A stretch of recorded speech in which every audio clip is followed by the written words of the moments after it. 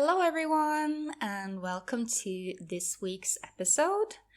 I hope you're all doing well. I'm doing great. I actually just went back to university to study psychology.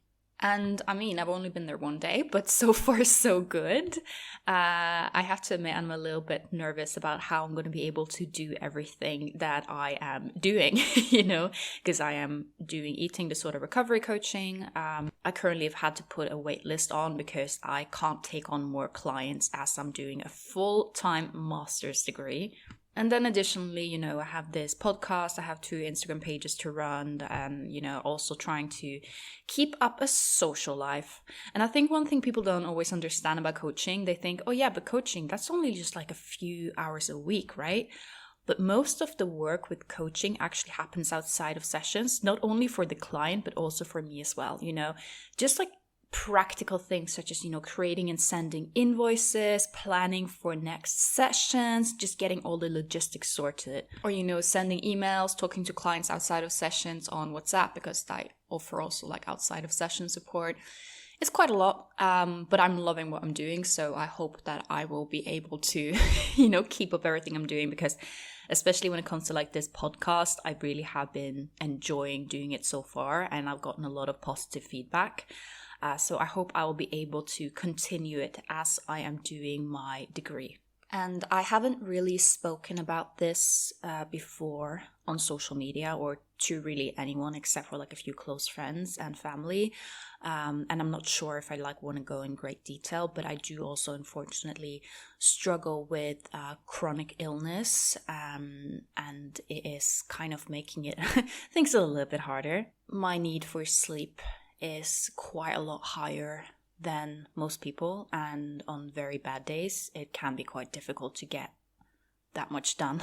So I'm always such an advocate for people choosing themselves and choosing their health first. So I am also taking my own advice. So I will let you know that if it does become a little bit too much at once, I might have to take, ending the podcast, but taking like a season break, right? Because the podcast comes in seasons, right? So just taking a break and then doing another season when I have a little bit more time and energy. But on to the metaphor of today, because you know that I love metaphors, right? As I mentioned, I started a degree, a conversion degree, master's in psychology, just because I didn't quite like what I did my bachelor degrees in.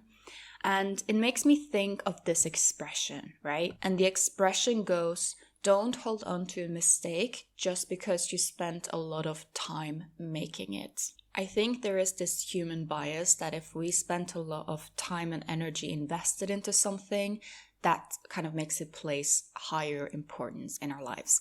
And I think for some people, the eating disorder might be confused with like an investment, And I see this a lot in unhealthy relationships, where people stay together long overdue just because they spent so much time and energy invested into the relationship. And they're like, oh, why quit now, right?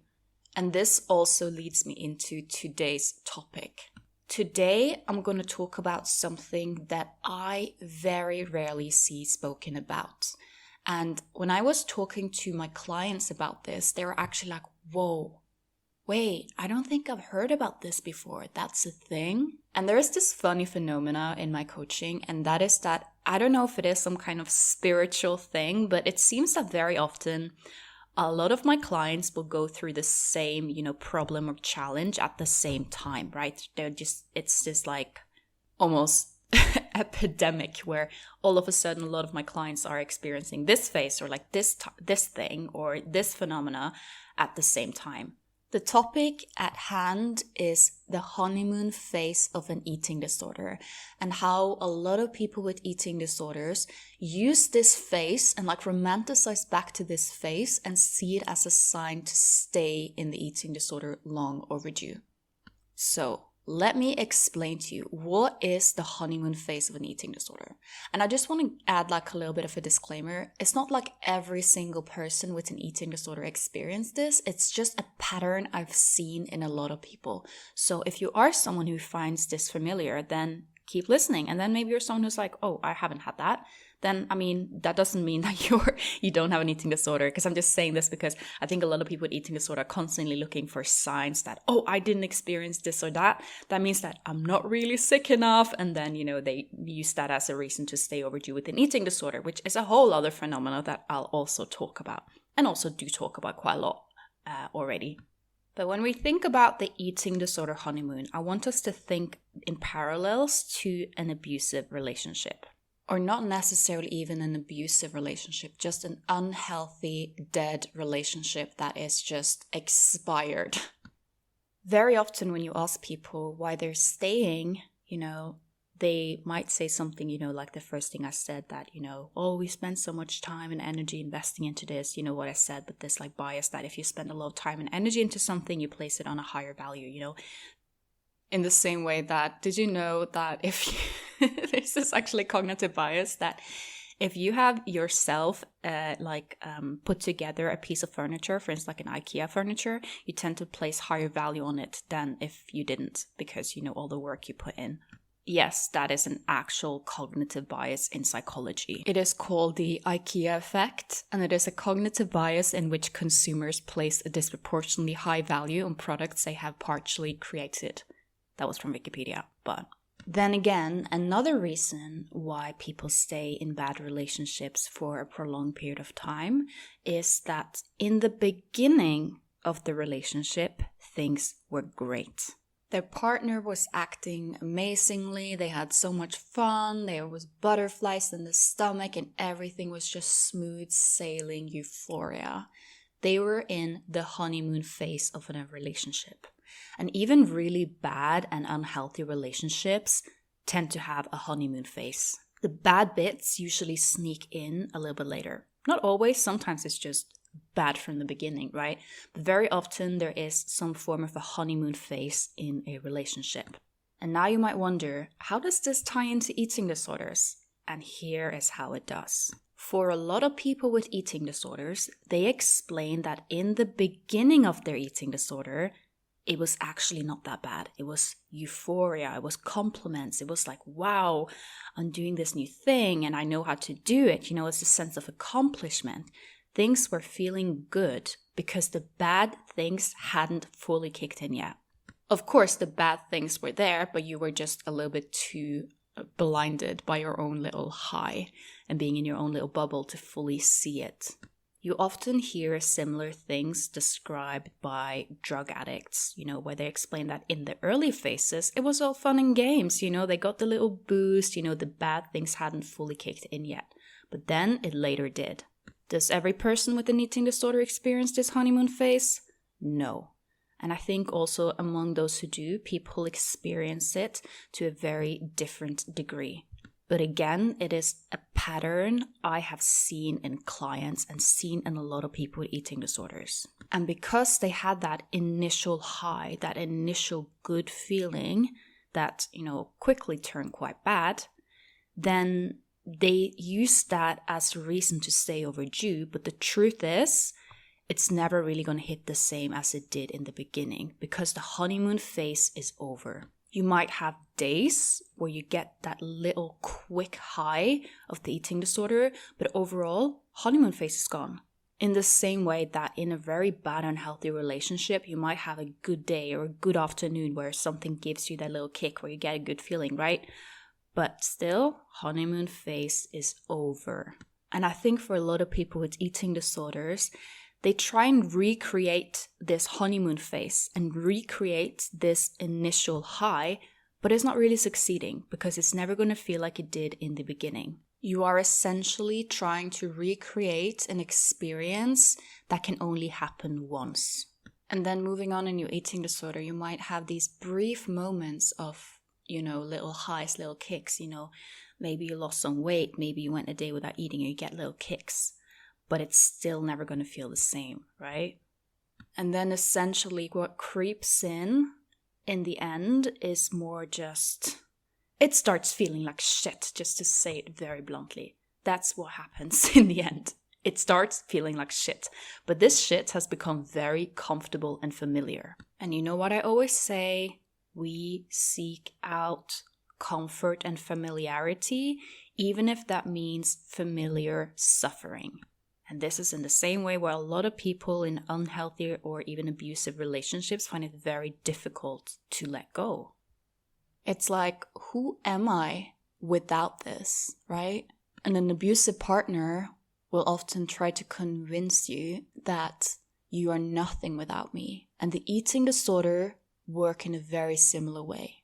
And just like how you see when you go through a breakup, even if it was from a bad relationship, you might feel emptiness in the beginning. You might miss your ex even though they were quite a dick, right? And the same goes with an eating disorder. Can you see what I'm trying to explain here? How many times have I heard people in recovery who are like, yeah, my eating disorder was absolutely miserable, but there are days where I really romanticize about the past and I miss it. But missing something doesn't mean you should take it back, because people miss their shitty, abusive exes all the time. Back to the honeymoon phase. I think it is important just to be aware of this phenomena, because I think a lot of people aren't aware. And when you are aware, you can call it out. So instead of using these thoughts and feelings as, a reflection of reality, you can say, oh, that is just eating disorder babble. It is an illusion and you're chasing a high that won't hit how you might think it would. And life, being recovered, is about finding, your highs, so to say, from healthier things. You might feel like nothing is ever going to make you feel like your eating disorder made you feel, but that's not true. In the same way that when you hear someone in an unhealthy relationship, they might think, oh, but no one's going to make me feel like my ex did, right? It's just an illusion. I remember during my eating disorder, I would get such a high just from going to the grocery store. It was just like, oh, this is so thrilling, right? And now it's not like I live a dull, boring life because I don't get this high when I go to the grocery store anymore. It's more that I find so much joy and thrill in so many other things. I find thrill in creating. I find thrill in doing nice little things for myself, in spending some time with people that I love. In, all of these very small things gives me joy, thrill, energy. And I know it is taboo to talk about, the positive or perceived positive feelings that an eating disorder might give us. But I think it is also important because if we don't talk about it, people experience it might think that they're the only ones experiencing it and that therefore recovery is not for them. If you ask an alcoholic, do you like, the sensation of having a glass of wine and drinking it and feeling how it is in your body, then they'll say yes, at least in my experience, having been around alcoholics in my life. There is positive feelings there as well. But they're also saying, that being addicted to alcohol is just absolutely ruining their lives and ruining their full potentials, and they're trying very, very hard to recover. The good thing about an eating disorder is that, this sensation of kicks, actually a lot of it is around, just the pure biology of being undernourished. So for instance, that kick I got when I was walking in the grocery store looking at all the different types of crisp breads that my local shop was selling, that kick was not because I was just exceptionally passionate about crisp breads, right? It was because I was extremely undernourished and therefore my brain was doing everything it could to get me to eat. And what is one of the tools that our brains do that? It is by making food a lot more interesting in an attempt to make us engage with it. And therefore, as I, was refeeding myself and gaining some much needed weight, I noticed that my trips to the grocery store wasn't that exciting anymore. And sometimes that was almost a bit scary, right? I'll be honest and say sometimes that was a bit like, oh, this doesn't hit the same. But it was also such a massive relief. And now what hits like how grocery shopping and looking for crisp bread does is me going into a plant shop, because that's something I'm genuinely passionate about. I love going into a shop that sells plants and going in, looking at the different plants, getting myself a new plant. That gives me so much joy and excitement. That is a lot healthier because it's not rooted in undernourishment, right?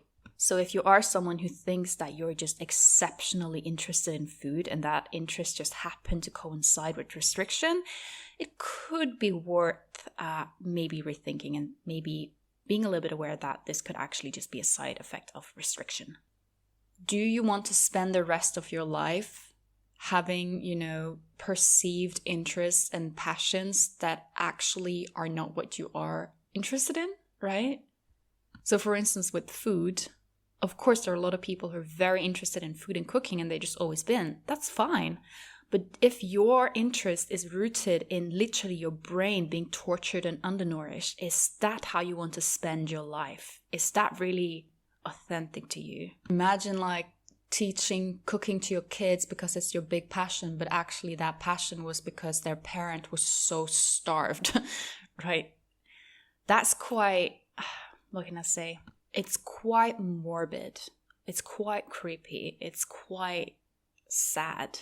But then imagine you are baking in the kitchen with your current or future kids or grandkids or niece or nephew whatsoever, and you're finding joy in it just because, it's a fun activity to do.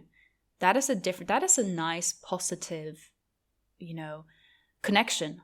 And how do you know the difference between an eating disorder interest or a real interest? I would say anxiety is a good indicator, right? If you find that there is, you're just obsessed with baking and that just happened to coincide with undernourishment, but you're also really anxious when you're baking in terms that you might feel uncomfortable by the thought of eating what you made or eating, more than one croissant when you baked croissants, right? Or you might just feel really obsessed and rigid around it.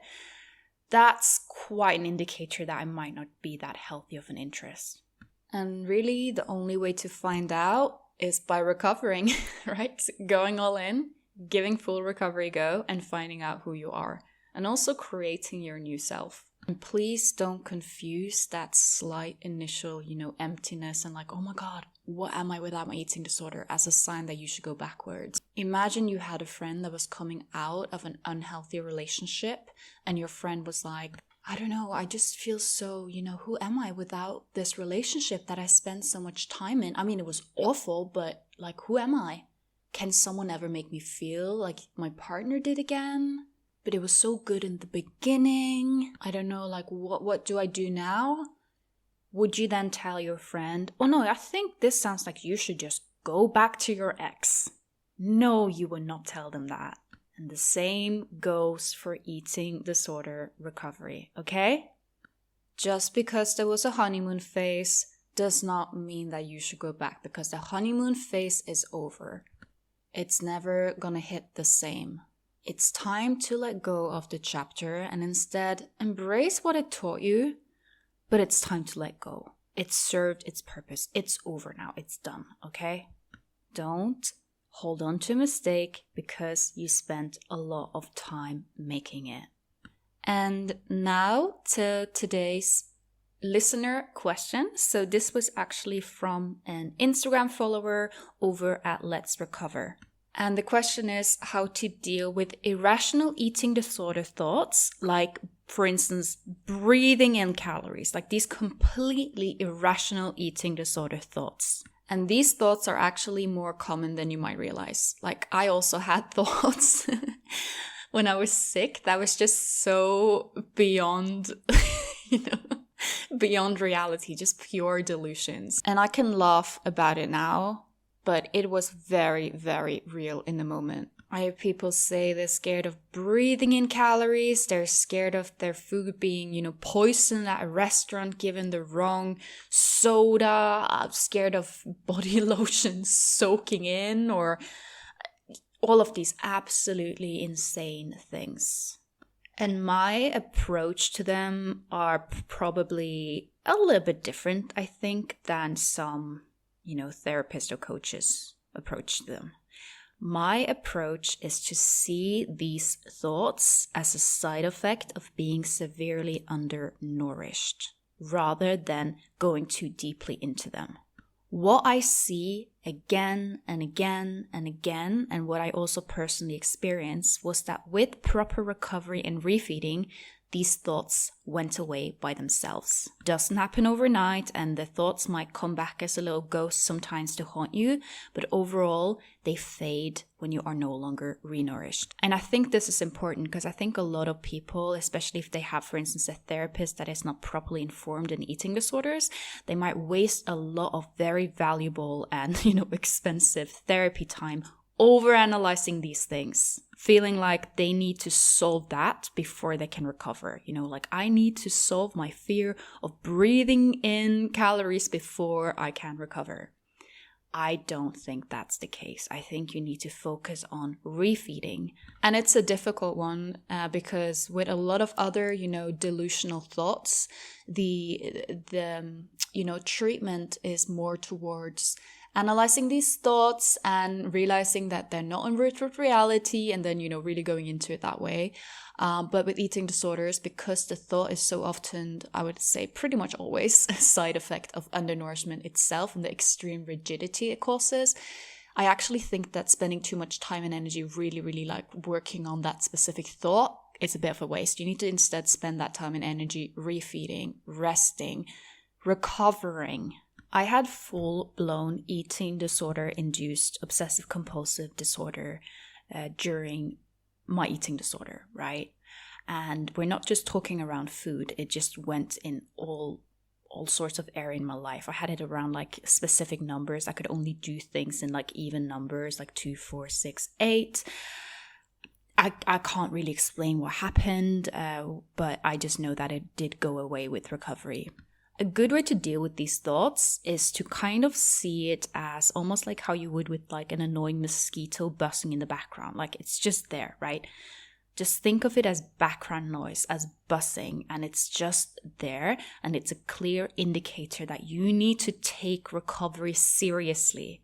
Are you eating enough? No, really, are you eating enough? And if you're eating enough, are you resting? Are you gaining? Are you doing the things necessary for you in recovery? Because these thoughts are, for me as a coach, if someone comes to me and have these thoughts, I actually note that down as a signal of undernourishment. And I think that when you know why these thoughts are occurring, when you know that, this is actually rooted in undernourishment, then it can also be easier to kind of treat it as background noise.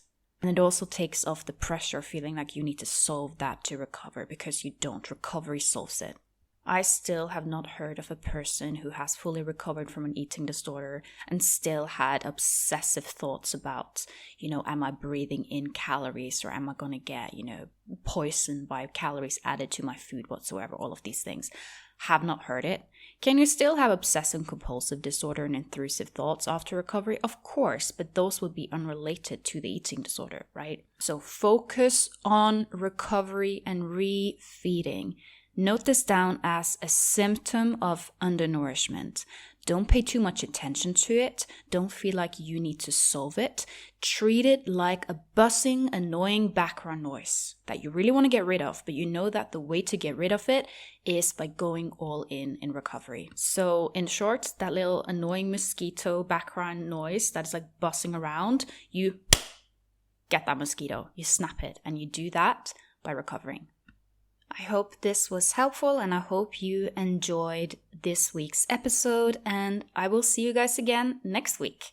Have a lovely day and week ahead wherever you are in the world. And if you are enjoying this podcast, leave a rating, share it on Instagram, tell your friends, Not only does that help me as a creator, but also if that, if the podcast has helped you, then chances are it could also help someone else. So spread the word. Of course, it's very nice for me to know that, all the work I put in is enjoyed and appreciated by others. So yeah, don't be shy. Okay, guys, I will see you next week.